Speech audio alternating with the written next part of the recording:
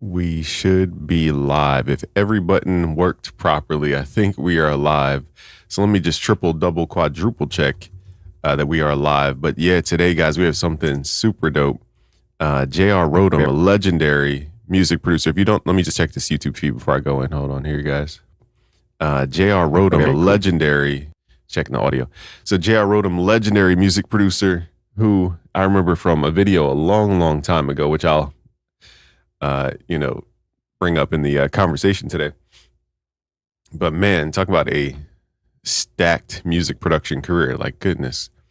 I looked up some of his placements. J.R. Rotem says I looked this up through Grok just to get an entire list.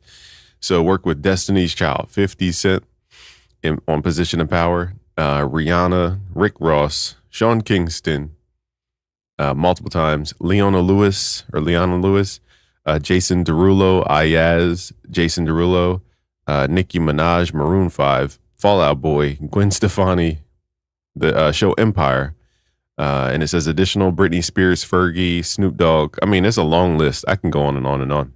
Pretty much anybody prominent in the hip hop space. The reason you guys love hip hop and love, rap today is because he's produced the people who became the figureheads for the genre that people study today, if that makes sense. Like all the modern day rappers are, chasing the sound of back then, so he's part of the sound that created an entire, wave pool of influence. So, I'm honored that we're even going to have him on. It's just a simple conversation and, really just going to just talk, we're two humans. We're just going to talk as humans talk. I think there's a certain level in music business in general. I don't mean just music industry stuff. I mean music business where, once you understand the person has done something, they've built something substantial, kind of everybody treats everybody the same for the most part. I'm not a megastar, so I don't know. I've never lived a megastar lifestyle. Maybe there is a megastar kind of language out there. But basically, some of the things I like to do in conversations like this is really just pull back the curtain to see what is the mindset. If you guys listen to a lot of my conversations I have with like top producers and top managers and whoever, it's about the mindset. I don't ask them hey, how was your childhood? What was it like growing up? Unless that was essential to the actual mindset. I like to really have conversations about how do people think? Like, how do you think about a chord? Do you think of it as root note, third, fifth, or do you think of it as you're stacking two minor triads over top of each other to create a minor ninth chord? Like, how do you think about stuff? And once you kind of open that veil of understanding the mind of somebody, you can truly appreciate it. I think Pharrell said it. He said one of his favorite things to do as a music producer is to create through the mind of somebody else. And I think through my conversations, what I like to do is think through the mind of somebody else. So is the audio good on you guys' end? Just want to make sure that I'm not, because I don't know what happened to my audio interface yesterday, but it was my audio interface, not FL Studio 2025, that was causing like weird issues. So I'm glad I fixed it today. Okay, cool. Because it was like, hey, I'm glad I fixed it before going on live. It took a good like 5 to 10 minutes to fix it. And so, yeah, we'll ask stuff about just like dealing with celebrities. For example, one of the things I admire about one of my mentors, Ron D. Silvestro out of Philadelphia, he's a recording engineer plus, a real producer. He's, he plays drums. He can basically have any band walk in the front door. And then he's like, what are you trying to do? And then he'll figure out a way to help them translate that idea. So to me, that's crazy because if a band walked in, I wouldn't know how to handle a band. I wouldn't even know how to set up the mic for the drum kit, let alone have the confidence to, take on an entire band and confidently say, you should do this riff, you should do this, you should go through this reverb, this amp. I'm just not in that genre enough to have that much confidence, but that's part of dealing with, all-stars. And J.R. Rotem, for example, has dealt with all-stars. So it's different than somebody sending in a loop and it just getting picked up for a placement. It's not to diminish that type of placement, but it's just different when you have a composer, somebody who's truly gifted at the craft, mixed with, a superstar, to where you can literally have a superstar walk in the room. And this is why the placement list was so interesting, because it went from 50 Cent, which is like pure hip hop, to Gwen Stefani to Britney Spears, which is a very big stretch in genre. And so this is why I think music theory is so important. You know, if you, what was the other one? Oh, Maroon 5 and Fall Out Boy. So those are bands for people who aren't from that era. That was like the pinnacle era. And again, like I said, to have a band walk in and go, we trust you to guide, our future basically of sound, that takes a lot of one, confidence, but also two, stacked skill and a lot of history of working with the greats. And so this is the nuance, I guess, of what separates, excuse me, prolific music producers and creatives in this space from people who kind of just dabble. So, oh, there he is. So we're going to bring on the super legend onto the stage here. Give me 1 second. Let me click a button. Hopefully I know how to click buttons today. The man, the myth, absolute legend. How you feeling? Can you hear me? Man, I can hear you. Can you hear me okay? Oh, yeah. I was just watching that video with you jamming on the Prophet. So I'm glad you got the Prophet in shot right there. Oh, yeah. I got the Prophet. I got the Overheim. These are new because I've been in VSTs like since the pandemic. So I thought I'd switch it up and get some new inspiration. Oh, I love it. I love it. So first, I want to thank you. And secondly, I was just going through your whole, just the history of the stuff you've created. And I said, it's such a bipolar experience to go from a 50 Cent, like who defined hip hop, all the way over to, a pop legend or even a rock band. I think you said, if I got it right, Maroon 5 and a Fall Out Boy. I'm not familiar with Fall Out Boy. Is that they're rock? If I'm right. Yeah, for sure. Yeah. They're like rock legends, but. And Maroon 5 too, and some other rock bands like Panic at the Disco. But what was interesting about that is like Fall Out Boy, you could listen to it afterwards on my discography. It was a song called Centuries, and this was when they were deciding, hey, we want to incorporate our live instruments with like beats and tracks. So this was one of those things where like I did a track. It was actually a sample flip, and they started writing to it, and then we kind of married their live instruments. Like they basically played on top of it. They sent me the stems. So that was me in my DAW, kind of like combining, tracks, samples, programmed drums, but along with stems of like live guitar, live drums, things like that. So yeah, similar with Maroon 5 too. Oh, wow. Yeah, you were way ahead of your time. And if I mute my mic, it's only because if I have my mic open, it'll echo. So I mute my mic so that you get, it doesn't echo. But yeah, there was a video. Here's the funniest thing is I know you're such a legend, firstly, and I acknowledge that before you hopped on here so people understand who we're talking to. But secondly, the thing I actually know you from is deeply know you from, or like know your brand, I should say, is a video you did with, I forget the company, but it's 14 years old. And you were talking about how Shock G taught you a chord. And I remember when you did the chord on the piano, I was like, firstly, that piano has more keys than my little tiny MIDI controller. And then secondly, I was like, my brain couldn't wrap around, like when you were using more than 4 fingers for a chord. I just remember thinking that was so far-fetched. So how did you come up into music, or did you kind of teach yourself? Yeah, no, that's a great question. So to be honest with you, I was one of those lucky people where I just knew music was my calling, from the beginning. Obviously when we're all kids listening to albums and things like that, like we don't technically even know what is a producer, what does a producer do? Usually you'll be like, you pick up an album, you'll hear the artist, rapper, singer, group, what have you. And, when you're falling in love with the music, you might not know the process of like, what is a songwriter? What is a producer? What is an A&R? What is an engineer? For me, it started off as like I started off playing classical piano, and so again, I was lucky in that my parents, they were music lovers. My dad played guitar as well, so they saw that I had a passion and a talent for music, and they supported it with giving me piano lessons. And then all through junior high, high school, I stayed with it. I stayed with classical piano, and then I went on to Berklee College of Music in Boston. And that's where I picked up jazz. And only after that experience, only after Berklee and a couple of years after did I decide I wanted to, go into music producing. So I say that to say that when I came into producing, I had already had sort of a career as a jazz pianist, and I was a, classical pianist. So I knew a lot of a lot of music harmony, and I was basically a full-fledged jazz pianist before coming into it. Some people who are producers, they either don't know how to play, or they might learn a little bit of lessons on YouTube, or this or that, which is dope. For me, I learned all that stuff before even knowing I wanted to produce. So when I became a producer, and everyone has a different superpower. There's producers that I look up to, that I came up listening to, like the Dr. Dre's and the Timbalands and the people like that, who may not really be able to play music like I can, but that doesn't take anything away from how dope of a producer they are, because being a good musician and or beat maker is not exactly the same thing as being a producer. Sometimes you could be both, but sometimes you could be one or the other. And in my case, my superpower, I think, as a producer was the fact that I could really play anything. And like you said, I could be sitting at the piano with an Adele, or like a Leona Lewis, of who I did like a piano-based ballad called like Better in Time.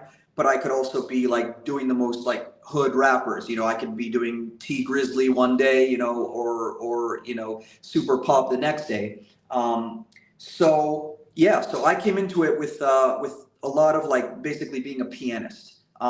Side note, I had to unlearn a lot of those rules, because at first when I started making beats, everything was too many chords, too many melodies, not enough room for the singer or the rapper to do what they want to do. But in coming up in the Bay Area, just to come full circle to your question with Chalk G, yeah, he showed me those chords on I Get Around, the song I did with Tupac, and little musical things like that. Like I always liked beats and things like that had a cool little like harmonic or chordal element. So that's why I was attracted to that song in particular. Yeah, because I remember you were producing in Pro Tools, which is again way ahead of your time, because now they're implementing Splice into Pro Tools. So you're right on target with that. I saw that. Yeah. I just upgraded to that Pro Tools with that. Yeah, it's crazy. To all the up and coming producers out there, yes, I produce in Pro Tools, but I am not in any way recommending that, or like if I was starting out making beats now or producing, I definitely would not use Pro Tools as my beat making DAW. I'm just a creature of habit, and I'm used to it, and I have little quirks about my personality, OCD stuff, where I don't like to bounce between different DAWs, and I've learned now throughout the years to like I just know how to use Pro Tools in a way that, like, if I need to make super trap stuff that sounds like Fruity Loops, not saying I can copy it exactly, but I know a couple, enough tricks and enough like soft clippers and different things to get that to happen. But I will say that Pro Tools is, it's not ideal for making beats. Like, it's definitely, I do it, but I don't recommend doing it. No, I feel you on that. It's a workflow thing. But no, I loved it, because I was watching videos on your Instagram, and I would recommend everybody go follow, because you're doing in real time what people sit there and I think they love FL Studio because they can click the notes in one by one, easy. But the difference is you're playing stuff for real, by hand. You're playing your melody in your right hand, chords in the left hand, or just the bass. And how do you think about? And I loved something from your old video where you said you were talking about those shock G chords, and you were like, but for this record, I had to I had to dumb it down, basically, is what you kind of said. And you took like maybe an 11th or a 9th chord, and you brought it back to like a simple triad or a 7th chord. So how do you mentally understand how to construct compositions, I guess, from a really complex thing where we love harmonies and all this stuff, but then we have to kind of, pull it back to be a T Grizzly where it's just, half steps? Yeah, it's a great question. So look, it's kind of like, in my case, it's a little bit of, okay, yeah. So I have all these, let's just call it like, I have a lot of firepower musically, chord wise, melody wise. When you learn jazz inside and out, I mean, and of course there's jazz pianists way above the heights that I'll ever get to on that. But let's just say, I definitely know what I'm doing with that. It does become a little bit of like, of course, stripping back just in general. Of course, you're not trying to show off and play all these different things. You're trying to suit whatever artist you're with. So to kind of address what you're saying, look, obviously within hip hop and within trap, there's all these subgenres within that, right? There's, as we said, there's Drake has his own style of beats that he's doing. There's the Detroit guys, the Skilla Baby, T Grizzly, all that kind of stuff. There's the Florida, guys, Boss Man D-Lo, Snappo, 1900 Rugrat, all these people, and I work with all these people. And then within that, and then there's pop stuff. There's Jason Derulo kind of does a different kind of pop than Billie Eilish or all these different things. So for me, because I have, kind of a broader understanding of music from learning jazz and classical, what I'll do is I will try to get in the head or in the world or in the sonic space of the artist that I'm trying to make a production for. So, and that can start out a lot of different ways. If it's an artist that I haven't been in the room with, which, let's face it, in 2025, we're all doing a lot of like remote work. So yeah, sometimes I'll be in the studio with somebody and I'll feed off their vibe and they'll tell me in real time, hey, I want to do a song like this. I want to do that. And I can go in whatever direction. But a lot of times with these rappers, when I'm sending beats to them, I'm not necessarily right next to them in the studio. Especially if it's like a new rapper that I'm not that familiar with, like I've been getting into, Nino Pade and the DMV, like Maryland sound and that kind of stuff. So I'll go onto Spotify and I will absorb that person. On some people are on Apple Music and Spotify. There's this is whatever. Let's just call it Nino Pade, just because I've been working on some stuff with him recently. So I'll just go to their comprehensive list and I will listen to everything. Maybe I'll even heart or favorite like my favorite songs, and I'll kind of make my top pick of their stuff. And some of it'll be like, okay, this is maybe what their song they're most famous for. These are songs that I like what they're doing. These are the type of beats that I think I could do. Like, like I recently did a song with 1900 Rugrat where he put Baby Chief and another rap, BAKJ, Bokj, I forget how you pronounce it, but he put all them on there. So, so I was doing stuff then for Baby Chief and I'm listening. I'm like, okay, he gets on some beats that sound like Chicago drill, and yeah, if I really, really, really tried, I could probably do something in that style, but that I probably will never do Chicago drill, authentic beats like that as good as those producers. So I'm listening for the type of beats he gets on that have a little bit of a common area with what I feel like I could give him. And so I'll absorb all that. And then I will start cooking up in that style. I'll start being like, okay, I'm noticing he likes these type of sounds, these type of chords, that kind of stuff. So again, because I can, not saying this arrogantly, but okay, I could play any chord. I could pull up almost any sound. I could go in whatever direction. How do I give them something that I think has enough in common with the type of beats that they're selecting, but also doesn't sound like a watered down version of what they already have? It's like that weird marriage between, I don't want to imitate and copy a beat that they've already been on and try to give them what another producer could do maybe more authentically than me. But I'm also not going to give Baby Chief Do It the same type of beat that I'm going to give, a rock band or even, even within rap. I'm not going to give them the same type of beat that I would give, a Boss Man D-Lo or a Rick Ross or a Drake or whatever. Those people are all, they're getting on totally different beats. And as a producer, you'll start hearing like, nah, he would never take a beat with that type of snare or that type of sonics. That kind of stuff is important. So I'll basically just try to cook up and give them something that I think will be kind of like a marriage between stuff that I'm passionate about as a kind of a reflection of coming through me, but also me trying to serve them. I think that's, every producer has a different philosophy. There might be some producers who are like, yo, this is the way I do it. These are my beats. If you want to get on them, cool. Do you?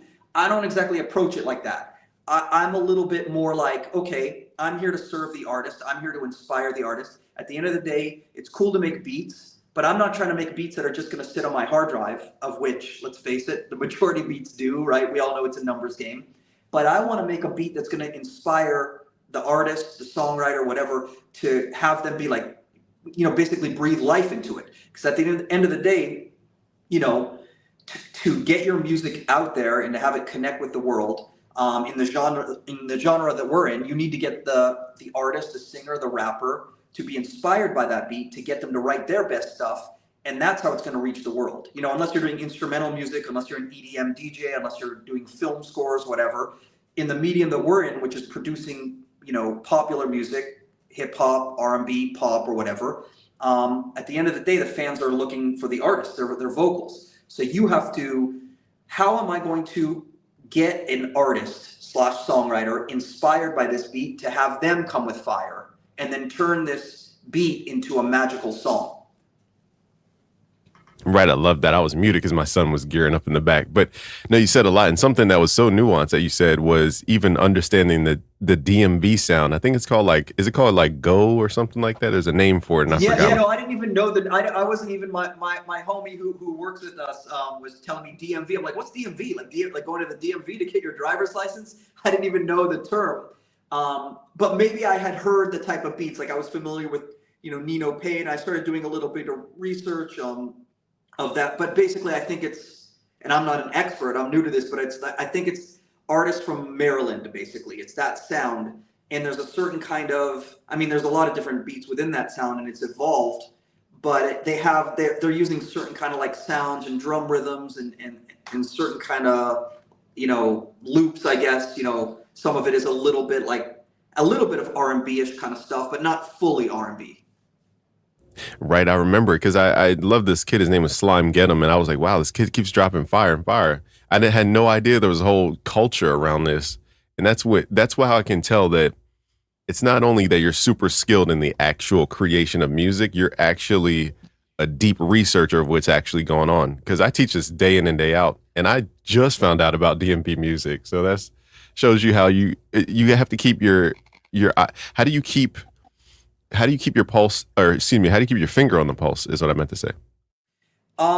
Look, that's a great question. It's a constant, I guess it comes from the desire to keep your finger on the pulse. Because if you don't proactively do that, music is changing very quickly. It always has. Different trends, different things are happening in all genres of music. And I would say, it's a combination of you kind of have to proactively do it. If you keep listening to just the one style that you kind of like, and there's certain styles, there's certain things, we all gravitate towards something, but I guess you have to push yourself a little bit out of your comfort zone. I say all of that within balance. There's certain maybe styles of music where I'm like, yo, I'm not passionate about that artist or that style, and I think it would be difficult to do something really, really well if you don't have at least some sort of passion or excitement for it. So I would say that it's a combination of just listening to new things. Of course, I have friends within the industry, A&Rs, younger people who are always just they're up on styles. They're telling me about rappers that I've never heard about. I'm one of those people. I've always been sort of I lean, I guess, a little bit pop, not in a bad way, in terms of I like really big mainstream stuff, not as much underground stuff. There's some people who are yo, if it gets too big, I don't like it anymore. It's not cool anymore. I'm on the other side of it. So to me, I'm yo, I think Big X the Plug is the biggest new thing in rap. But there's a lot of new cats who are they're no, Nino Payne, Baby Chief, Baby Chief Do It is the hottest thing. So it's and I do see that point because look, we all know Big X the Plug now. He's had mainstream crossover records and all that kind of stuff. And, people even outside of hip hop and trap, know him at this point. But guess what? He was probably super hot in his city, a few years ago. And he was sort of it would have been good to know, what's happening before, earlier. So, so I say that to say that, yeah, I keep my finger on the pulse by trying to, and I don't always get it right. A lot of times I'm really late on stuff, and I have other people younger, your relationship with music is different when you're 16 years old, when you're 17 years old. You're kind of you're immersed in it in a way that it's really the soundtrack of your life. And of course, those of us who love music and always will, it's not that we become disconnected from music after you're 20, 21, 22. But it is good to sort of surround yourself with people who are very, very passionate about the newest thing. And doesn't mean that I like everything just because it's new. There's still going to be people who I'm hey, I like that just because I like it. I like what that, if we're talking about the subject of trap and hip hop, it's hey, I like this dude. I hear the talent in what he's doing. I like him musically. I like the beats he's doing. And I feel like I could contribute towards that. So I'm always just trying to, to kind of know the new school people, what sounds are coming, like we just said, this when there's new subgenres like coming out of a city, a particular city, and it's like, oh wow, that's like a whole movement coming out of that. Let me understand that. Like there's this new song, Gang Gang. Like do you know that one? It's from West Coast. No, I'm not familiar. You're putting me on right now. Yeah, so people like us naturally we're like, oh yeah, okay, Kendrick. Like I just know the big marquee names, that are on the LA scene, but there's always going to be like new people coming up and songs coming up. So I'm like, oh, let me listen to like how they're doing it like now. It's and from a beat standpoint, there's always kind of like new rhythms and new sounds and even cross genres. Like to me, when I hear a lot of the new Florida beats, there's a lot of overlap with some Detroit stuff, which you wouldn't think. Like, what does Detroit have to do with, Tallahassee? But sometimes it's like, oh, okay, they're doing it. The tempos are a little faster there, but I'm hearing very similar sounds. I hate to nerd out, but there's like the little laser percussion sounds and this and that I'm hearing in different things like that. So I've always had a kind of an ear for detail, to try to understand, oh, okay, that type of snare, that's like a Memphis snare. And somebody, you either have to be from Dallas or Memphis to want that snare. If you put that particular snare, again, there's no hard and fast rules in music. Like you could put that snare and, maybe somebody from Florida would get on it. But in general, it's good to sort of know sonically, what drum sounds and even type of loops and things like that, like different people are. We're talking very much right now in hip hop and trap. Obviously there's a lot of genres we can cover: rock, pop, R&B, even country. Like I've done stuff and do stuff in all those genres. But I probably have a little soft spot for trap. Oh no, I could tell why you and Drew from Adu probably had a lot of in common, because when I talk to Drew from Adu, he knows it to a granular level to where it's almost like being a deep market researcher. I'm like, this is beyond music. You're a market researcher at this point. 100%. Yeah. He puts me up on shit too. Just like, just details, of just, like you said, on a granular level, like, especially like he's very focused on a real particular, like, lane within trap to where, and he's very opinionated. He'll be like, no, don't layer a kick on an 808. It just has to be the 808. And, I respect it. I'm like, okay, let me learn from that. There are other people who will use an 808 and a kick, but yeah, you can really, really zoom in, on the details of like, sometimes even, like the whole trap, like, hi-hat roll stuff that's pitched and stuff like that. Like there's certain artists and, maybe people in Atlanta kind of like that, but then there's other people who I've heard, it's like you play something like that for like a Boss Man D-Lo, even if the beat is fire, they hear too many rhythms, too many things going on with the trap thing, they'll be like, next beat. The tiniest little thing, if you think about it, can make a rapper, they're getting hundreds and hundreds and hundreds of beats, and beats unfortunately have become very disposable. It's like next. And the tiniest little detail, sonic detail in a beat, you might think, dude, this beat is perfect. I could take that little hi-hat, out of it, but you're not really going to get the chance to do that when you're sending a pack of 50 beats, and they go next. So you kind of do have to be a little bit granular, as you said, with it, depending on the artist, of course.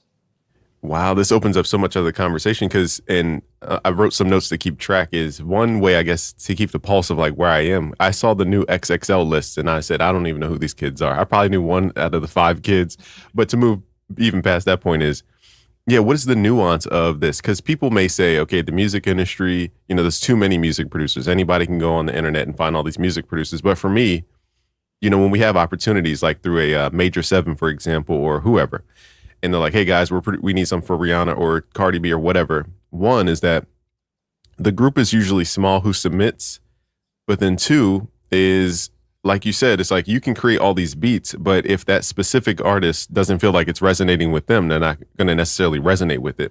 So it's almost like you have to do custom stuff per artist, per opportunity. So it's almost like the music industry seems big. How do you view that, if that made any sense? That made a lot of sense. Yeah, it's interesting because I actually think about what you said quite a bit in my own way, which is that, okay, let's say you're cooking up for a specific, artist or a specific genre. When I first started making beats, when you first start doing stuff, I was like, man, let me just throw spaghetti at the wall. I'm just going to make tons and tons and tons of beats, and it's not going to be that specific. But I don't really work like that anymore. First of all, that's kind of like when you're putting in your 10,000 hours and kind of learning about this and that. Now I'm to the point where, and I don't even like this about myself, but I sort of need guardrails, or in terms of like, I need to be focused on, I'm making beats today or the next few days or this week on this particular artist, or let's even say this particular genre. Like it's this artist and maybe there's a couple others who all take similar beats. So I need to put myself in that kind of zone, to work. If I don't, because I'm so versatile, that can be a blessing and a curse, because I could be like, dude, let me just throw this type of sound and this type of chord and that kind of stuff. And maybe there's a time and place for that, to experiment and kind of not be so rigid. But I like to have the limitations of like, okay, I'm doing beats for this kind of person. And yes, I want to stretch it as creatively as I can, but let's face it, there's a certain kind of tempo, there's a certain kind of sonic, there's a certain kind of way that they're going to move. So I'll make beats for that person. And I've done that for a long time. However, and this is a little bit more on, I guess, spiritual kind of concept, which is like, you might have your plan, but the universe has a bigger plan for all of us. So you have to sort of like be like, okay, let me go in this direction, but let me be somewhat loose with it, because in my career, I've seen it time and time again, more often than not, where I thought I was making beat for this particular artist and they didn't take it. And that was a disappointment at the time that they didn't take it, but it ended up going to a completely different artist that I would have never, envisioned. So yes, there were times where specifically I was in the studio with a particular artist, whether it was, Gwen Stefani or, Jason Derulo. I'm just throwing out like, names of people, or Akon, or just different people that I'm in there with. And of course I'm like, okay, I know where this is going if I'm cooking up from scratch, because I'm sitting there with the artist. But when I'm cooking up beats, like I just had a song come out, Never Really Mattered with Akon, where I had that beat, an early version of that beat, no joke, for the 10 years plus. And every couple of years I would update the drums a little bit or whatever, but essentially it was the same thing. And there was, at one point in time, Lil Wayne recorded it, and I was talking with his A&R, Cash Money at Republic, Josh Berkman. He's like, dude, and I was always like so mad that for some reason they couldn't clear the sample and it never came out. But when I say that to say, when I was making that beat, I definitely wasn't thinking Akon. I definitely would never been able to predict that it would go there. In fact, you said after we get off this, you should listen to that Fall Out Boy song I did called Centuries, because when I did that beat back in whenever it was, 2016, I was probably thinking Rihanna, to be honest with you. We were probably thinking, this is definitely didn't think a rock band would choose it. So I know this is a long-winded way of answering your question, but I think your question had to do with, making beats for a specific, artist. Like, how do you do that? So in my personal, and listen, it could be, every producer has different stuff. Like there's producers I really respect, like, like a Metro Boomin or a Southside or whatever. Maybe they're just like, I'm just making maybe Southside is like, I'm just making a Southside beat. So yeah, maybe Young Thug or this person will get on it. I don't know how he thinks. Or maybe he is making it, specific to an artist. I know for me, in general, I'll be like, I'm making it for this artist. But I know in the back of my mind that I'm like, there's a really strong chance that, most beats actually don't get placed, right? It's a numbers game. So there's a really strong chance that this will end up going to a completely different direction than I envisioned. Either it might not go anywhere, which I hope is not the case, or it might go to an artist that's similar.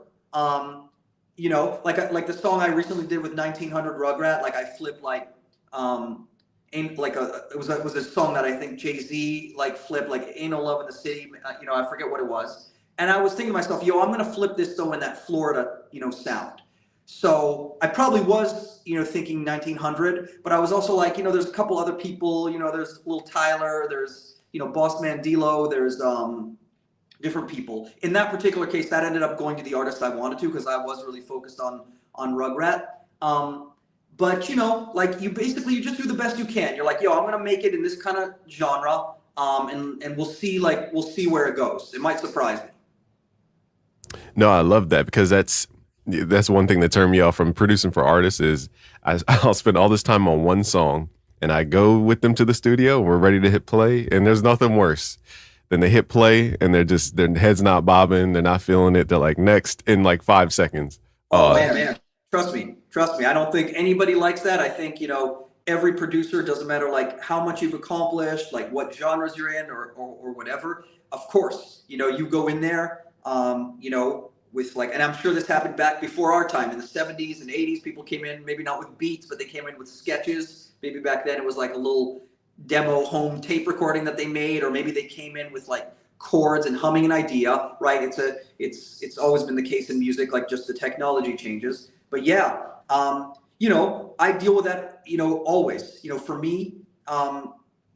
And I think this has happened more and more and more over the last, let's say 10 years, especially if we're talking about trap and hip hop, where, it used to be like going into a session was like, yo, let me have 3 ideas prepared. Let me have 5 ideas prepared. Let me have 12. Now, the way rappers are, a lot of rappers don't even really want to cook up with the producer and have that thing. They just want a pack of beats. There's a lot of times where I go in the studio and I might bring my rig and my MIDI keyboard and all that, and I'm ready to go from scratch. But most of the time they're just like, yo, okay, let me hear what you got. And in preparing for those things, I'll have like, nowadays, I might even have, if I have 50 ideas, I'll put in 50. I might think maybe the top 10 or 20 are the ones I'm excited by, and I'll pad it with other ones. But you'd be surprised. Sometimes they might choose the one that you weren't that excited by. So just to speak to like what you said, which is like, going into the studio, with an idea that you're excited by and having the artist be like, next, yeah, I mean, that's part of the thing. I think everybody, goes through that. I mean, I think I saw an old video of like Jay-Z and Timbaland, Jay-Z selecting like Dirt Off My Shoulder, one of the classic songs they did together. And I feel like you saw Timbaland, and this was like before the era of, whatever it is now. But he was definitely like pulling up beats, and there was that form of, what else you got? I mean, that's always happened, no matter what it is. So you just got to have thick skin. And if you're like me, I just try to be as prepared as possible. I like to have as much time in advance knowing I'm going to go in with somebody. Because if it's like a priority session, somebody that I'm excited by, I like to, have a bunch of time, a week, 2 weeks or more to cook up. Because I just know most of what I cook up is not going to get chosen. So it's a numbers game. It's like shooting free throws, making beats. It's like, yo, let me make as many as I can, and hopefully a couple of these will stick. That's so dope, because you tied back to an analogy I teach all the time, which is most people make goals which need to be quantitative, but they forget to measure their accuracy. So like you said, shooting free throws is like, if I'm a 30% free throw shooter and I want to make 1,000 foul shots, I have to take 3,300 and however many foul shots. That's exactly it. That's literally exactly how I think about it. It's a numbers game.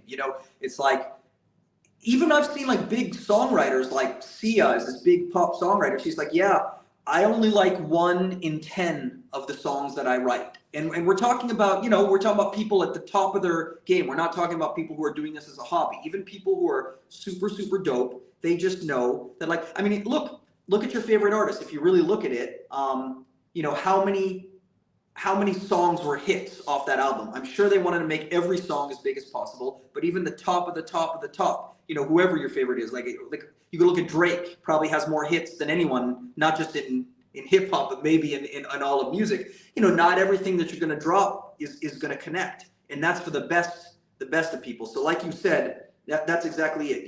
To get to one placement, I might need to make 10, 20, 50, 100 beats, and to get to one hit, I might need 10, 20, 30 placements. You see what I'm saying? So the numbers get, so when you really stretch it out, you're like, hey, I might need to make 1,000 beats to get to like one, classic, kind of thing. So for me, luckily I love the process. I do really, really love making beats. I love, being in session with artists. There's a lot of things that I like, but if I was to whittle down, what do I just love? There's nothing to me like just being at home in the comfort of my home, making a beat, flipping a sample or making an original beat, like whatever it is, that's kind of like my favorite part of the entire thing. Or when I get the vocals back from either a pop song or a rap song or whatever, and then I'm in my post-production phase. But that thing of like me and a computer, people think being a producer is like this sexy kind of like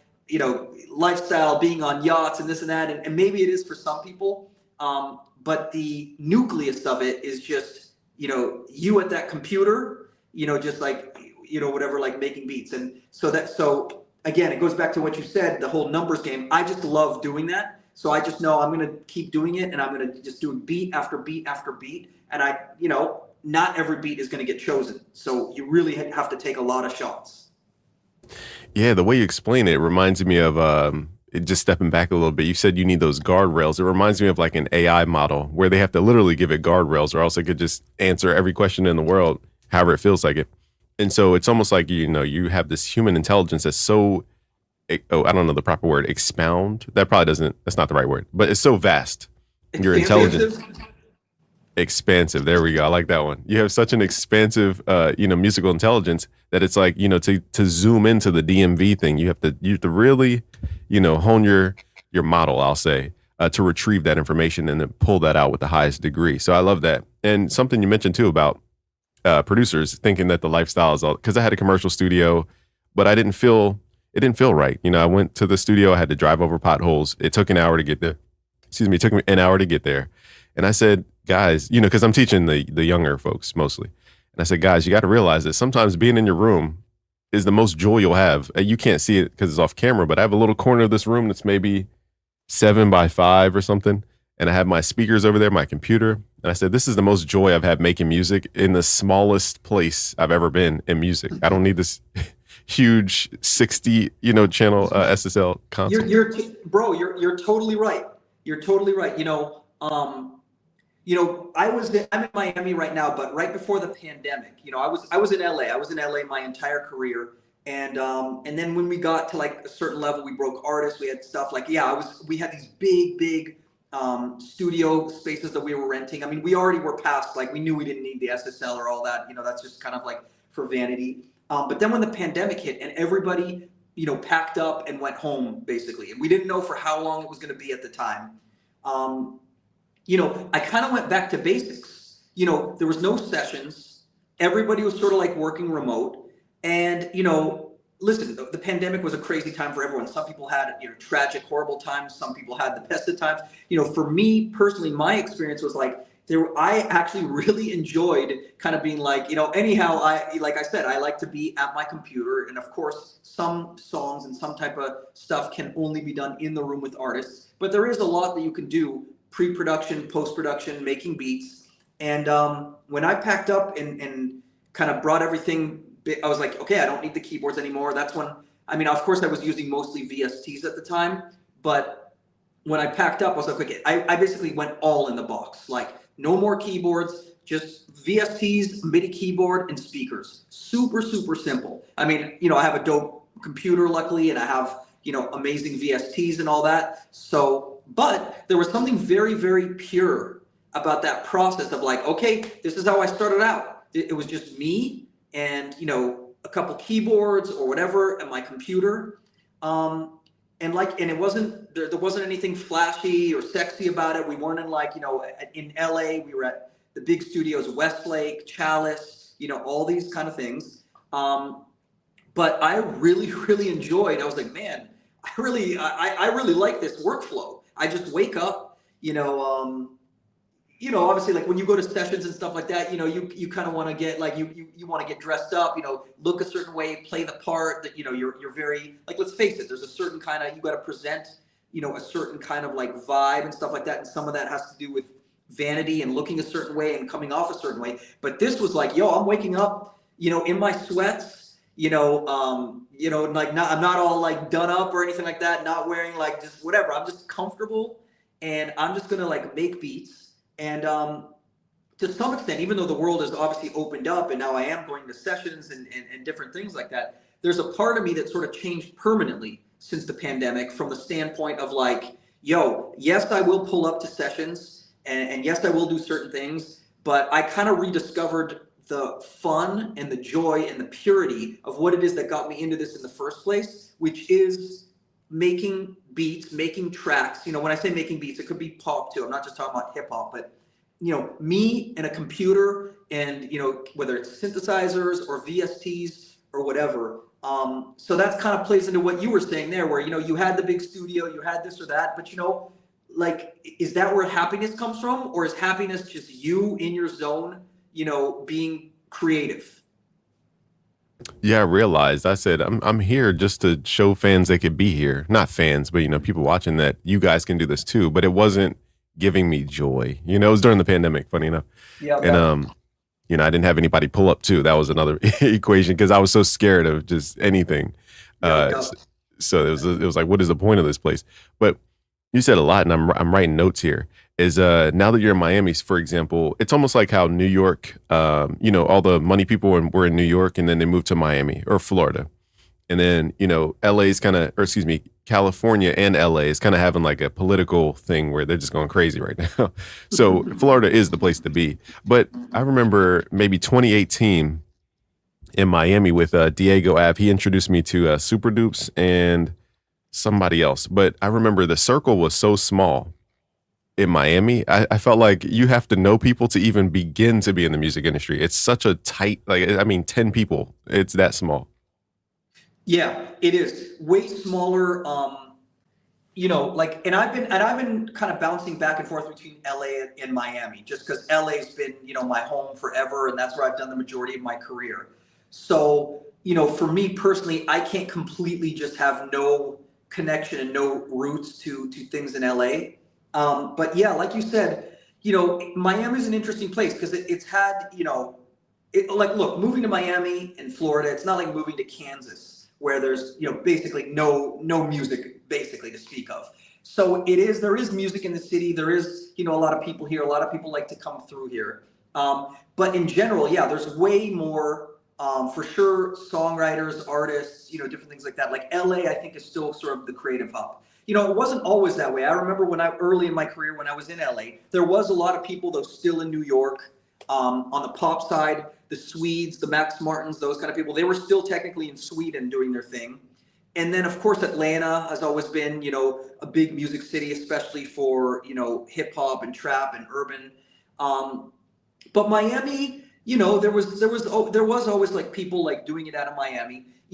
I guess my connection to Miami was, I was never physically. I came here like a couple times to play keys for this producer Jim Johnson and a couple little things like that. But the artists that ended up getting on a lot of my beats, and even the ones that we signed, like Sean Kingston, Jason Derulo, Ias, a couple other people. All those people were Caribbean by way of Miami. And even though I wasn't in Miami physically, there was some, this is one of those things where we were talking about at the beginning of the conversation, where the universe just has a plan for you that you might not have like known or tried to control or anything like that. I did notice I had a lot of like rappers throughout my career just from Florida get on my beats. Like, even back then, like I have like a big catalog with Plies, for instance, and Rick Ross.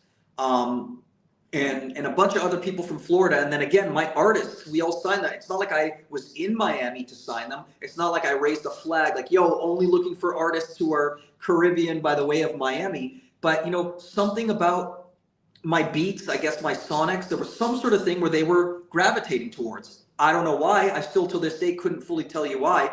But I ended up doing I had a lot of hit, like with Rick Ross, The Boss, Push It to the Limit, Plies, Busted Baby, Becky, I Am the Club, like all this kind of stuff, and then all those artists. So I guess I always Miami was always in the back of my mind as like, I really like it. I personally really like warm weather and tropical and ocean. And when everybody closed up and packed up during the pandemic, I'm like, okay, well, if I'm going to make beats from the crib, regardless, then let me do it for Miami, where I can like be, staring at the ocean. And then, like you said, LA has really, let's not get political. This is not a political podcast, but yeah, LA has really gone downhill since the pandemic, in my opinion. Traffic, crime, homelessness, whatever, all this kind of crazy stuff. So I've sort of started really liking the vibes in Miami. Now, I'm still, look, no, none of us are ever at the end of their chapter or journey. We're all still in the middle of our journey. As long as you're alive, you're still in a journey. So I don't really know. I'm still trying to figure it out myself, to be honest with you, in terms of like, can I just be in Miami like 99% of the time? Because over the past couple of years, I've been like more in LA, 50% LA, 50% Miami. But after the end of last year, I was like, yo, if I could figure out how to just be in Miami and just do it from there, with basically, counting on one hand the number of times I need to go to LA during a year. Right now at the place am in my life, that's where I'm at. You might talk to me 6 months from now or a year from now, and I might be like, yo, bro, I had to move back to LA. I don't know. But for the time being, I really do enjoy being in Miami. And I guess I'm lucky from the standpoint of, I'm pretty deep into my career. So I've established some really good contacts. I know a lot of artists, songwriters, A&Rs, and this and that. And, because I can send ideas to people, I don't physically need to be in LA all the time. But it's a little unclear to me as to how much can I physically just be completely not in LA and have this work. Some of that depends on, as you know, I make beats for signed artists, but I also sign and develop my own artists. And if I was spending and I can't control having a bunch of artists that are signed to me that I'm really passionate about. I've had it before where it comes in 2s or 3s where I got like 3 artists signed to me. I don't even have time to work with outside people. But there's also been times that have been, drier seasons where I'm like, yo, for whatever reason, the artists that I'm going after, the major labels have already snatched up, and I'm having difficulty in signing artists that I can sign and I'm also passionate about, and they're not already snatched up by somebody else. And I'm going through that right now, if I can be, real with you. So I'm spending a lot of my time right now in making songs and beats and stuff for already signed artists, of which I wouldn't be able to sign myself. Now, if I was working primarily with artists who are signed to me, if they were Miami based, then of course it's a no-brainer, I can be here. But some of them are all across the world, and I'm working with them remotely, so I could be anywhere. So we'll see about the Miami versus LA thing. But yeah, there's definitely less people here to collaborate with than there would be in LA. Yeah, and it's such a powerful circle. It's so bizarre. Like there's billionaires in Miami, and then there's 5 people, but they make hits. Miami's a mystery to me, but I love it. Now that makes sense. How you keep your finger on the pulse, because now that you're in acquisition mode, I would say it's almost like you have to be ahead of the platforms. For example, what I tell people is that how did record labels, basically they would sign artists, but then a Spotify came out or a DistroKid or whatever that created the platform. And I'm telling my audience, I said they create the platform because if you can't beat the competition, make the competition work on your field, if that makes sense, which is the platform. And, it's like, how do you even beat people to the platform? And that's just why I could tell you got to keep your head down in the market to really study, because you have to find people before they go into the machine of all that type of stuff. So that's really cool. And I could, we definitely have underground people. I don't know what you're looking for or whatever, but let's connect. After this, I definitely, I can't take credit. Even for the artists that we signed back in the day, that was my brother Tommy on MySpace, which for those younger fans out there, that was the TikTok of its day. But yeah, I thrive on a network of people who are finding things, because we all have different strengths and weaknesses, and we only have 24 hours in a day. And I feel that my strength is more in creating music.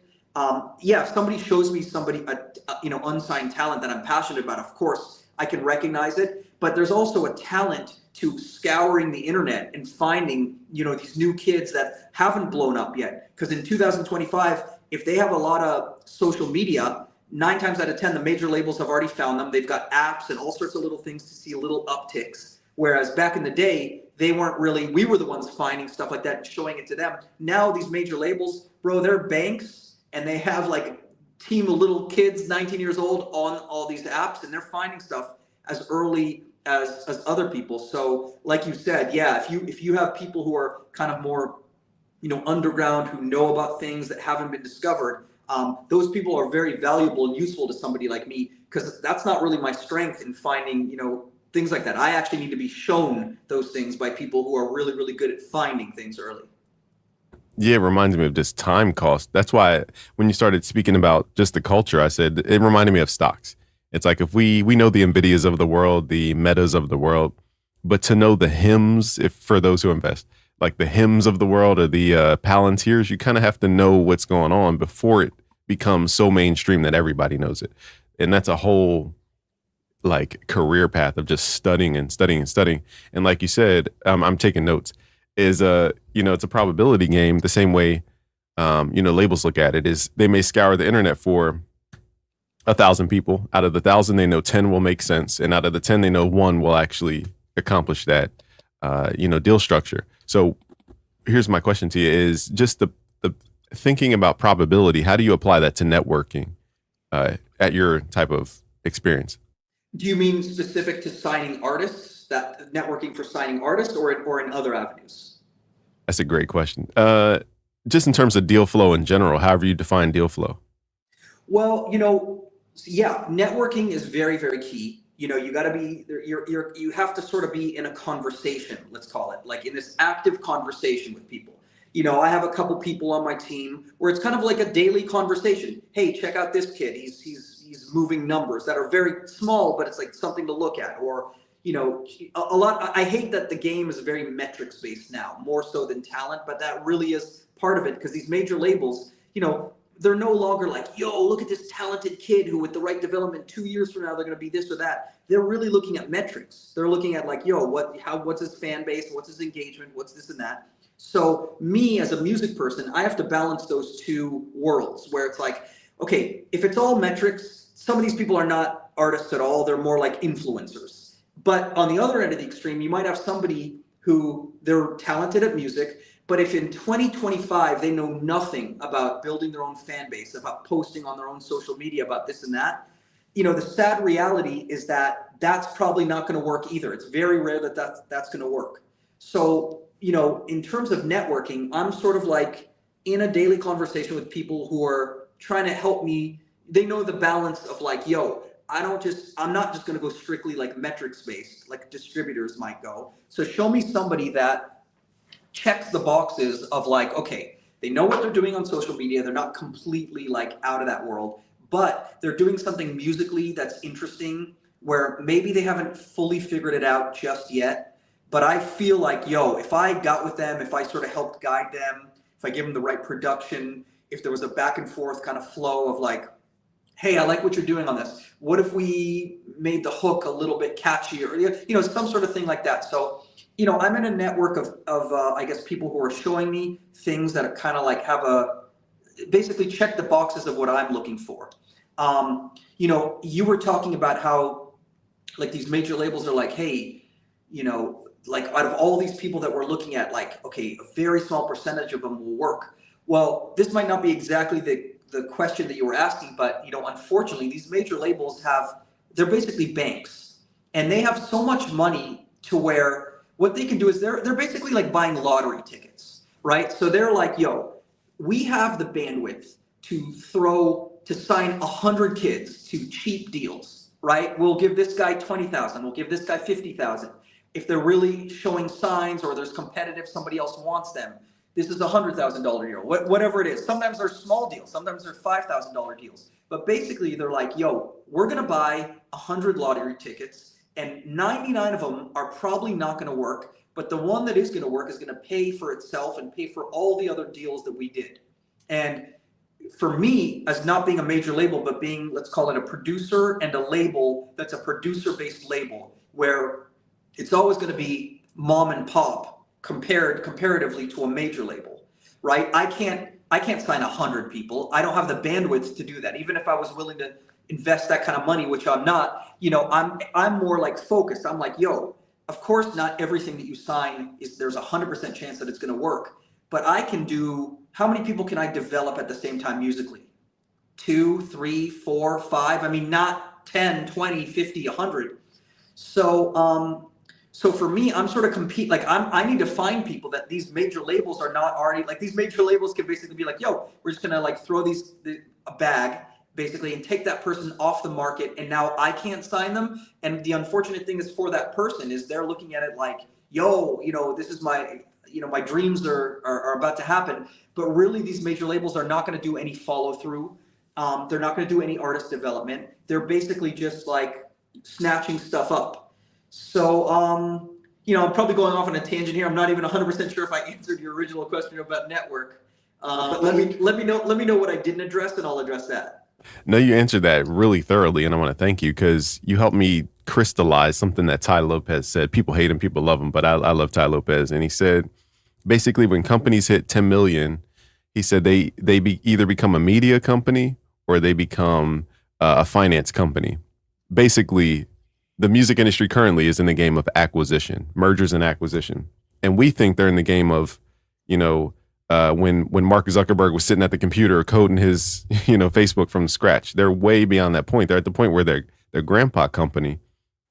And it's like stocks. Like I said, this is why your mindset is so important. And I appreciate you explaining, because if it were stocks, let's just say the music industry is focused on the blue chip stocks, the Nvidias, like I said, the Metas, the Googles of the world. They're not going to risk everything for the up and coming stock that may or may not flop, the penny stock, but they are putting money in the penny stock, but it's high risk. It's, risk on, or as they say. But I love that you gave a realistic explanation of how it is from your view versus the bank's view. But we are kind of creating a mini bank in a way, but there's a difference in that you're also offering time cost because you're putting in the work with these artists. Cool. That's exactly right. Like, yeah, I love your penny stock analogy because so these major labels, exactly what you said, they're acquiring. Whereas before, maybe they were always to some extent acquiring, but before there was a little bit of a balance of like, there's artist development though happening. So they might take a chance on somebody just based off their talent and the vision of what that could be, and it didn't have so much to do with metrics. For us back in the day, our early artists that we signed, back in those days, it wasn't off metrics because those kids didn't have any fan base. They weren't on, TikTok or Instagram. It was a little bit more just based on pure talent. And our value proposition was like, get in the studio with me. I can help you develop your sound. Whatever it is, like with Sean Kingston was like, okay, let's, you have this Jamaican like heritage. Let's play on that. He wasn't even calling himself Sean Kingston. His name was, Franchise. He was a rapper by the name of Franchise, but that's a whole other story. But the point is like through making beats, through making songs, through the musical development, and even the identity development, we were able to do something magical with him and Derulo and some of those like early artists. And nowadays the major labels are like, really what it is they're looking for people who have started their own fire. Best analogy I can give you is they're going to pour gasoline on a fire that's already started, as opposed to rubbing two sticks together and starting that fire. So my value proposition to artists back then and even now is that, hey, you obviously have your own talent. You have enough to make me inspired by what you're doing. You're not so green that you haven't figured that out yet. However, your music and it needs to be stepped up, and we need to like figure out how to make a more cohesive brand. Visual, but really like musical identity. Like what do you stand for? What type of music do you make that's unique and different? And that's my value proposition to when we're looking at artists to sign. And listen, some artists, to their credit, they figured it out themselves. They either produce themselves or their homie that they came up with that they've been rocking for 5 years with. Like a Billie Eilish did everything with her brother. So she built that musical identity with somebody who happened to be her brother, and she doesn't really need outside producers and this and that. And there are a lot of artists like that. My personal value proposition, though, is to the artist that needs a little help working on their sound to get them to the point where, okay, now we've put it together in a way where major labels are going to look at that and say, okay, that is something that we want to pour gasoline on that fire. So, it's all kind of like degrees. Like the artist starts with themselves. Me and the artist together kind of like start let's call it smaller fire where there's like smoke and that kind of thing. And yes, ideally, even though major labels are doing less and less and less and less, their resources globally, playlisting stuff, like who knows, maybe it's a lot of just like backdoor deals. I mean, they obviously have, a chokehold on, partnering with Spotify and the DSPs and distribution and things like that. So most artists, even if they do really good indie, in the end sign some form of a distribution type situation, with a major label. So that's kind of like what I do, as opposed to labels, directly now are going to be like, I'm just going to throw a bag at somebody who's got some metrics happening and figuring out themselves. And they're not really in the business of doing anything other than, hey, we're buying this lottery ticket. I hope this pays off. If the artist figures it out themselves, then great. We're going to cash in on that. And if they do start like getting bigger and bigger, then yes, we're going to help them playlist more. We're going to throw more money at it. We're going to do X, Y, and Z. But they're not really going to do much more than that. That's kind of like what they do in 2025. Gave a mini masterclass about how the reality of it. Because I think, even with YouTube, I signed to a multi-channel network, and I thought they were just going to do everything for me. It turns out, they're taking 20% of, 20% of the revenue, and I'm just giving it away every month. Just missing out on thousands of dollars as I was in my prime of YouTube. And I just know that feeling of just, they gave me tools I could have bought for $75 a month if I knew any better. But totally, that happen. Don't feel bad, because that happens in so many different situations. Like there's a lot of people who, look, I'm not one of these like indie people. Like, no, you got to do it all yourself. Like I had a publisher, I had this or that. But there's some publishers who, like kind of like that dynamic you just said, where they're taking 20%, 25%, whatever.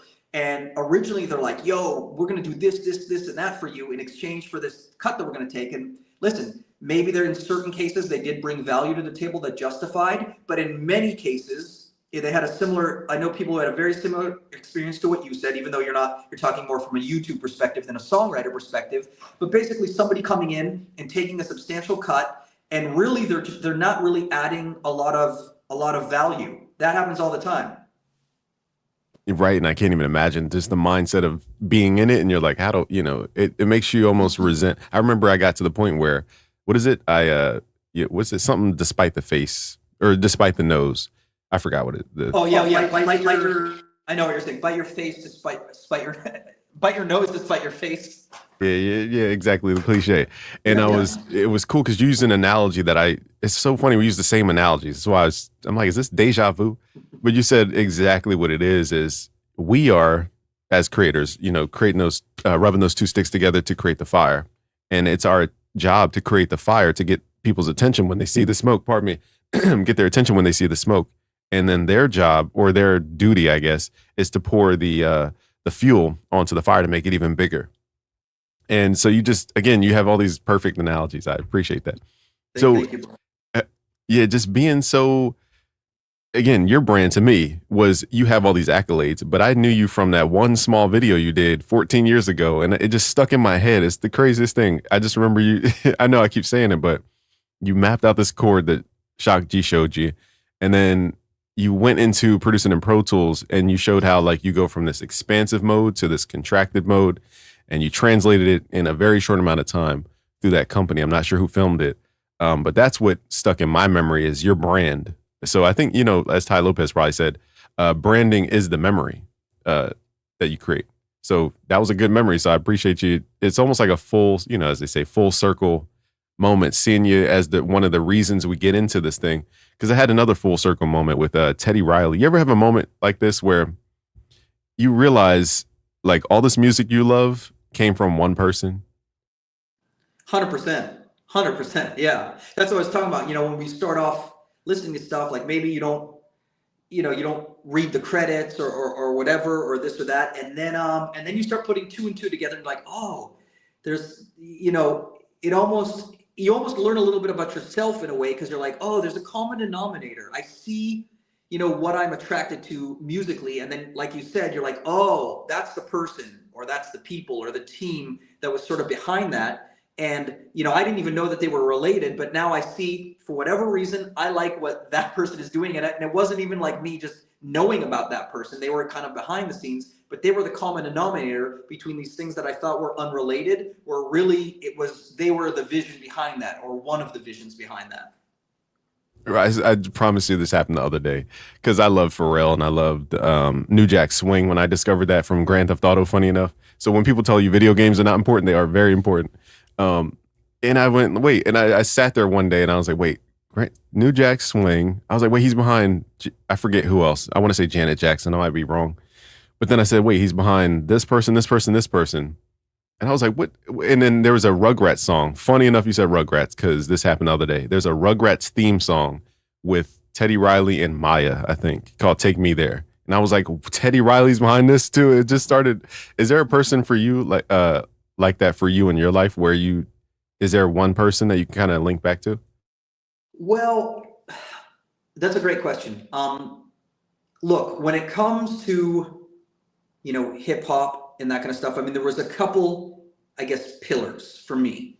Dr. Dre was for sure, a pillar for me. But it wasn't so much as of this like thing that I didn't know, because I knew, I was reading credits at the time, and Dr. Dre, there's some producers who are kind of like rappers too, so they're in front of the camera, so you're more aware of them than producers who are, behind the scenes. But for sure, Dr. Dre is one of those guys that, it was like a lot of his beats are kind of like the reason that I wanted to start doing this. Rick Rubin, who a lot of us know now because he's like, he's writing books. He's kind of like more, in front of the scene. He's in a different space right now than just music producing. So a lot of newer kids know him. But I didn't know really even who, like when I first heard like, Run DMC and Beastie Boys and a lot of old school music. And even when you listen to some of the the rock stuff like Red Hot Chili Peppers and things like that, only recently, like in the last 10 years, let's just say, when I go back and look at credits, I'm like, whoa, he did that. And he's a really good example because, like I also love Teddy Riley and I love Timbaland and I like Pharrell. But like Pharrell, Neptunes, they have a real sound. You go back in the early 2000s and you're like, okay, that's Neptunes. I know those drums. I know that kind of thing. Some producers are very defined by their drum sounds and their drum rhythms, like Timbaland. You could hear that, even though they reinvented themselves and they changed up. But Rick Rubin is one of those producers who, he doesn't even really do beats like that. Like maybe back in the early days, he was programming 808s or whatever. But when he became like a rock producer, none of those instruments, nothing that you're hearing sonically is being played by him or even written. He's not a songwriter. He's like a vibe guy. Kind of like, from what I understand, just kind of like he walks on the beach with the artist and finds out more about them psychologically. And maybe more on the technical side, he actually unproduces. He's like, yo, let's strip this back. Let's have less tracks. Let's have less reverb. But, he's got certain probably things that are in his philosophy that he applies to records, but you wouldn't exactly know, that's him. So he's kind of like one of those guys where like, even till this day, I'll go back and I'll be like, I had no idea that he was the producer of that kind of thing. Cause he's, I think of myself as versatile. I mean, he like does, Jay-Z, Kanye West, Johnny Cash, like Red Hot Chili Peppers. I mean, he's like all over the place. So he's very subliminal. Like you wouldn't know him by his drums. And then, Quincy Jones, just like for me, Michael Jackson, Thriller, like that's just the greatest album of all time in any genre. And I've listened to that album literally thousands, hundreds of thousands of times. So I'm just a super fan of anybody who was involved in it. And Quincy Jones is obviously the producer of it. And so I'm aware of other things he did. So I would say for me, Quincy, Dr. Dre for sure, Rick Rubin, I would say those are three people that I would cite as kind of like my North Star, in terms of producers. I love that because they are in the forefront, but they're also very mysterious still. And that's what I love about the people you named is they're so influential from their small seeds that they plant that they can empower other people to then continue the influence. And I think that is a huge part of, your approach too. Because like I said, you might not have known you're planting a seed 14 years ago, but that seed turned into a huge tree, come 14 years later from one small video. And you still do social media till this day. So when people ask me, should you be on TikTok, Instagram, I'm going to say JR Rotem, who is beyond everything you could think that you want to be, still makes social media content. I think you guys can make time for social media content. I appreciate that, bro. I'm actually trying to make a concerted effort to step that up because, believe it or not, I'm not great at social media. I'm still like learning. In fact, I was gonna say, once we sign off and me and you start like talking about different things because I really respect the platform that you built. I actually, I'm trying to get better at social media in terms of content. I'm way more heavily on Instagram. I'm not really on TikTok. So I'm actually going to pick your brain when we get off the phone, maybe one of these days, and just try to figure it out. But yeah, I mean, like you said, branding is really, really big. I mean, that's why early on I adopted the JR tag. A lot of people credit me as one of the first producers to have the tag, and obviously in certain cases it can come off a little like egomaniac, like JR. But at the time I was like, yo, not everybody looks at album credits, and now they really don't look at credits as much. And there were times where there's certain songs where I don't put the JR tag in. Like when I'm working with like when I'm doing ballads or more on the pop side, like a lot of those artists are like, yo, I don't want a producer tag. I don't want to necessarily like add a signature to this, which I totally respect. But just bringing producer tags up, just because you were talking about branding and social media and things like that, and there are a lot of there's a lot of producers out there who and I actually am not saying this in a place of like derogatory, like they don't really have that many hits and placements, but they're doing a really good job of branding themselves on social media. Sometimes, whether it's whatever their angle is, sometimes it's tutorials, of which I will look at those. Like I'll look at a lot of tutorials of a producer where I'm like, yo, you've never had a placement or anything like that, but I'm still, though, the way you're explaining how you're, let's say, chopping something up or reversing it or using this plugin that I didn't really know about, I actually gain a lot from that. So I say that to say that the branding and the social media thing is really, really powerful, because you can build a really, really great brand outside of just, are you making hits, are you making placements? Those two are not mutually exclusive. I mean, you could do both, and you could do one or the other. And I'm definitely trying to get better on the social media thing. I wish I had started taking it more seriously, like earlier, but I'm definitely taking it seriously now. Oh no, we need you, because there was like a chasm created. I guess you guys were so focused that the people that we idolized, there was a gap, and then we just ended up on these the modern rappers where we kind of lost the what's the word, the substance. For example, like you came up producing for real rappers. In my opinion, it was rap. It wasn't hip hop, whereas the singing and melodic stuff, it was rap. And I think there's a generation skipped, at least, to where we just kind of just freestyle, and whatever they record is what they record. So there was a missing glue, and I feel like you guys are the I'll say unicorns because I can't think of another word, but we need those stories and those perspectives, because there was, again, like I said, a gap. I don't know what happened, but thanks to Timbaland coming back, yourself coming back, Jermaine Dupri is now making content, so it's starting to help us bridge that chasm of about 15 years or so, where it was just kind of like free for all. Everybody did a free for all. Like you said, I came up during that gap because I realized, there's superstars and there's people at home. And I said, how do I teach the people at home to be more like the people who are, mainstream? And that's where I focused. And now the students have gone to do great things. But, all I'm saying is I can definitely help on the social media side. That's super easy. There was something else I was going to say. I forgot what I was trying to say. I didn't eat breakfast, so I'm a little all over the place. But darn, there was one last thing I was going to say, and I completely forgot. But where can people follow your journey? What is your goal? What is your next goal that we can know publicly, like something measurable that we can see, put our antennas up? Yeah. For sure. Well, so they can, on Instagram, they can follow my journey at Rotem, at JROTEM. And that's primarily where I'm posting kind of a combination of stuff. Like, of course, in the link in my bio is kind of like a cross section of my discography throughout the years. So it's like probably my 200, let's say, most relevant songs. And then I'm just posting, a combination of, like, of course, if I have new songs coming out with artists, I'll put it up on there. In between, as you saw, I'm playing keyboards. I'm kind of messing around. I'm doing like remixes. I'm about to actually drop I haven't told this to anybody yet, but the new Drake song that just dropped. I'm doing like I'm basically just playing like a jazz piano version kind of on top of it. So I'm going to drop that either later today or tomorrow. So I'm trying to do like content that's entertaining, that is kind of an offshoot of my brand, because it's like, yeah, I play piano, I play keyboards, I make beats, I listen to beats. So that's kind of a combination of me putting, all those things together. And then a little bit of like, lifestyle stuff, but it's mostly about the music. So that's kind of what I'm doing there. I mean, in terms of what I have coming out, I have a lot of just songs all across the board. More rappers, more Florida rappers, pop stuff. Was back in the studio with Jason Derulo, one of the artists that I signed, doing his last album. So that's about to drop. More songs with Akon dropping. And in general, and one new thing actually that I'm doing, which I haven't done before, is I don't know if the right word is masterclass. It's maybe somewhere between masterclass or mentorship.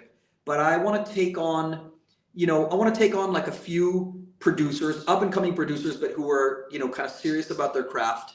And I'm going to be offering kind of a mentorship program, very exclusive, not like a ton of people.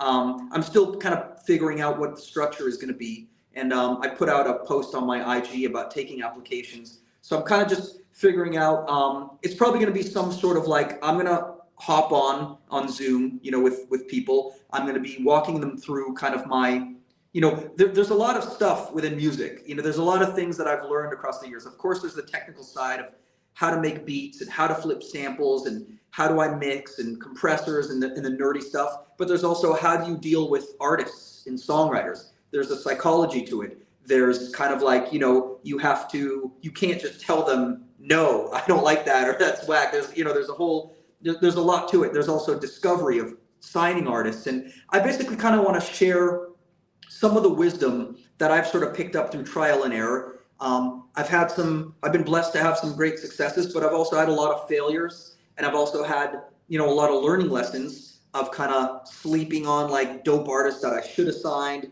or signing artists that I shouldn't have, or even missteps of like not collaborating enough.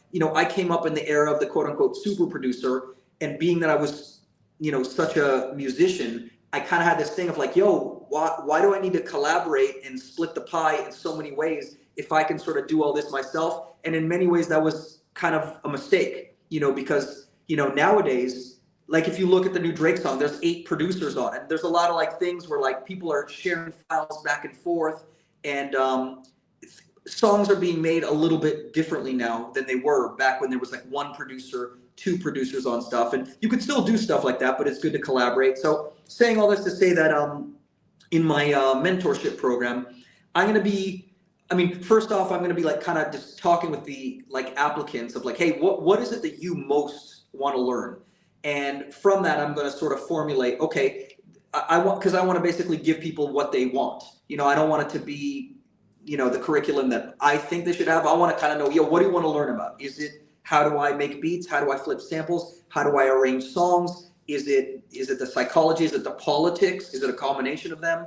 So that's one kind of thing that I'm excited by, because it's a little bit of a new frontier for me. I've spent my entire career kind of in the field, amassing knowledge, trial and error, successes, failures, and now want to impart some of that to people because, there were people that inspired me.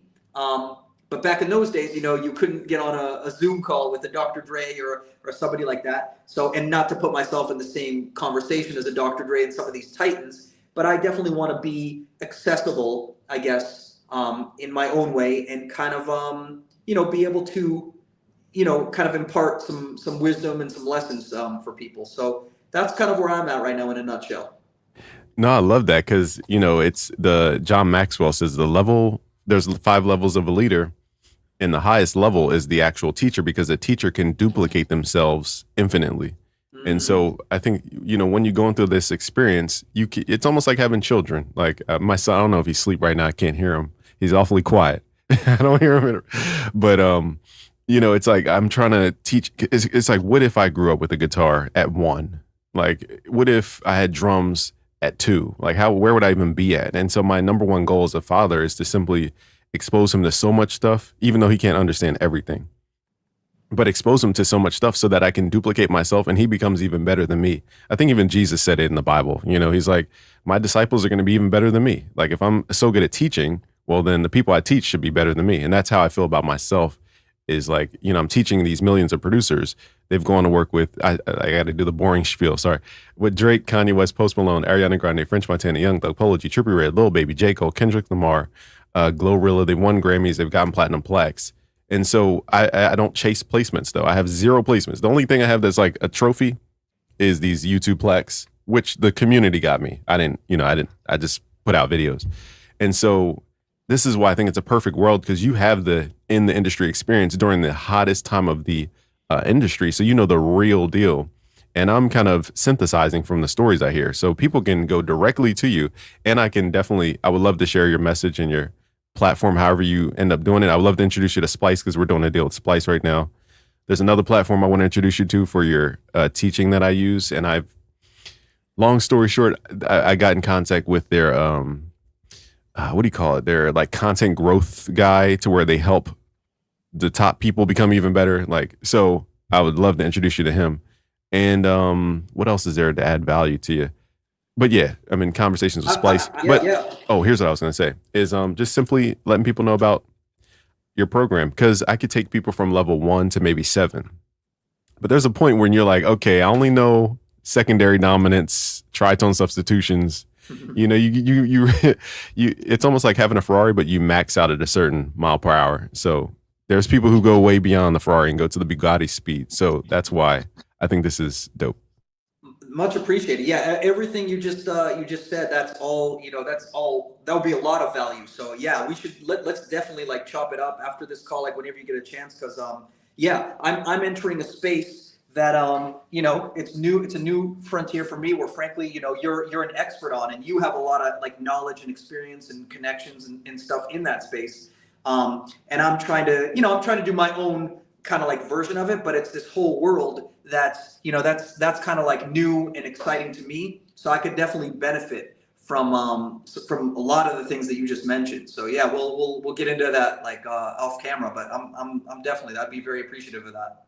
Dope. Yeah, I'm all about the businessy stuff, but yeah, I just love to see, like, man, the people that used to be so mysterious. They put up one video here, one video there. I told Mars, this is my last little quote before I got to head out and eat something, because I'm about to fall over, is Mars from 1500 or Nothing. And I said, Mars, you said in one video that you spent 20,000 on keyboards. And the next week, I think, I started buying the Profits, the whatever else I had, the Axis Virus TI. Like, I started investing in my studio from one thing he said. So that's how much influence I think you and other unicorns have. And seeing you guys truly just want to connect. I think it's just, it's like the biblical story of, not the prodigal, I guess the prodigal son, where he reconciles with the father.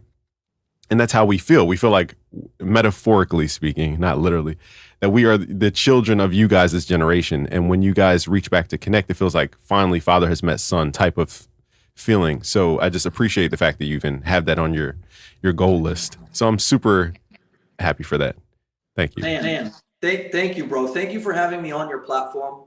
Like I said, I'm a fan. I think you put it together in like kind of a unique way, and I'm actually learning more, about you in this conversation. Like, just kind of like you. I mean, not everybody knows what a tritone substitution is. So right off the bat, I see that you have a good, you have a good cross section of really understanding, music, not, on a kind of deeper level, but also understanding the other side of the world, the branding, the putting it together. So I definitely think there's a lot of cool things, we could collab on. And again, I'm really appreciative of you having me on. Oh, much love. When I saw Drew as our common denominator, I said, we're going to be resonating, because Drew is such a unique spirit that I was like, we're definitely gonna have a lot in common. He's a character for sure, and like he's put me up on a lot of like we said, granular, like, trap stuff, where I like sent him stuff and this and that. So yeah, absolutely, I gotta holler at him. It's been a minute. Right, love that guy. Yeah. And much love to you, firstly, and thank you. I'm gonna do a little monologue as we exit here, so I'm gonna let you gracefully my brain can't put words together. You gotta breakfast. Exactly. I need some eggs or something. But I'll let you head out of here. But I wanted to say thank you. And to everybody in the chat, go follow him. I put his @ in the chat for you guys. Thank you. And much love to you. I'm going to catch up with you soon enough. Got you. All right, bro. Thank you. Thank you. And to everybody else, man, and thank you, Star Ackerman, for being in here, there's a difference. This is why I like to have conversation. First of all, let me just say a lot. One, he's awesome as a spirit. Secondly, this was our first conversation, period. I never talked to him on the phone yet, never met him in person. This is literally our first conversation. And the reason I like to have these conversations live, I'm literally paying StreamYard, what, $80 a month, $90 a month, so that you guys see this, because you have to see how people operate behind the scenes, because it goes deeper than the skill set of music production. I could teach you guys how to slide your 808s all day long. I could teach you how to, mix your trap beats, whatever it is. But the intangible stuff, you have to observe it. The way I learned Yu-Gi-Oh, for example, this is such a geeky example. The way I learned Yu-Gi-Oh, how to play Yu-Gi-Oh, was because I would watch the anime. I didn't really read the rule book of Yu-Gi-Oh. And so I was just watching the anime and just doing what they did. Like, oh, they played a magic card, they played a trap card, they played a Blue Eyes White Dragon. And some of the things in music, you have to simply observe. You can't really read about it. You just have to observe and just let your mirror neurons do their thing and build the neural pathways for you. And what I found that the common denominator of that is watching people interact, because that's how you learn social skills. But it's deeper than social too. You got to understand people's motivations. You got to understand people's intent. And when you truly understand people's intent and motivations, you can build together, for one. But then two, you can understand how to navigate through this type of industry, because there's a lot of people in the music industry who are just talk. But I could tell he's a doer. He's an action taker. There's a lot of talkers, though. You got to be really careful with the talkers, because the talkers will talk you right out of they'll talk you out of your pants, metaphorically speaking. And they make it sound really sweet in the music industry. So you got to decipher between the talkers who just talk, right, and trying to persuade you for their interests, versus the people who are trying to build with you, which I believe J.R. Rotem is one of those folks. He's trying to build with you and build something of value. And you could just feel it from the way that we resonate just in general. So that's why I have these conversations live. I'm not going to keep this going on and on and on. I just wanted to give my little final monologue on the exit, because it's rare. Like, I don't think you guys understand how rare it is to find people who have like mindset. Like, it is extremely rare. Like, when I met Drew, I was like, wow, this guy has the same mindset as me, and this is a rare thing. When I met J.R. Rotem just today, rare mindset. There's a couple other people behind the scenes who you guys don't know of, but they run certain tech companies and stuff. And I'm like, wow, we share the same mindset. It's almost like, if I had to explain this, not calling people NPCs, but if you play Grand Theft Auto, for example, you know that when you go around the map, you have all the like people walking around, but then you can tell the difference between one of the players that is like actively being a player in the game, multiplayer mode, versus like the people who are just walking down the street. And in the music industry, it's the same exact way. There's a lot of people who talk and act as if they're players, but then there's very few actual players. And you want to go find the players in the game. So long story short, I'm excited that he's going to be teaching you guys stuff, private mentorship, and I'm definitely going to send people his way, because that is a no-brainer. You guys should go follow him. Let me link his Instagram so that you guys actually have the link. Give me a second here. I got to go on a different tab here. But yeah, super kind. Let me find his page. Here it is right here. Boom. Boom. I love the video. I meant to tell him about the video where he was in the Versace robe playing the keys. That was fire. I need to create my version of that. All right, so there's the link, Instagram.com/JRotem, ROTEM, JROTEM. And all right, guys, I'm not going to hold you any longer. Thank you, guys. I got to go walk my son before his nap time. Peace out, guys.